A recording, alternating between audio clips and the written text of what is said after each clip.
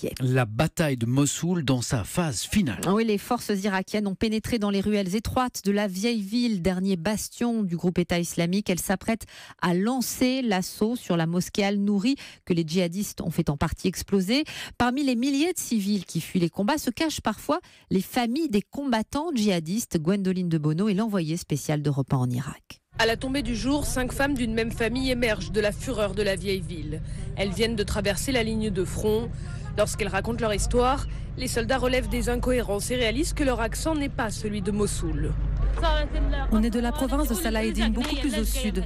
Quand les combats ont eu lieu là-bas, les membres de Daesh nous ont emmenés avec eux à Mossoul, puis à l'est. On a essayé de s'échapper, mais on n'a pas pu. On n'a pas arrêté d'émigrer de quartier en quartier. Pourquoi n'y a-t-il aucun homme avec elles? Ils sont tous morts, explique-t-elle. Des officiers demandent aux renseignements de vérifier. La réponse tombe. Le frère de 3 des femmes était bien combattant au sein de l'État islamique. Cela arrive souvent, explique le lieutenant-colonel Salam. Il y a des combattants qui veulent se battre jusqu'à la mort, mais qui veulent aussi protéger leur famille. Donc ils envoient leur famille vers les forces irakiennes.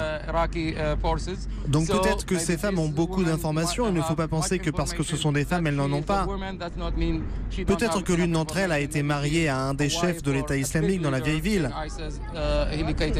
L'une d'entre elles se met à pleurer tout en reconnaissant l'appartenance de son frère au groupe djihadiste.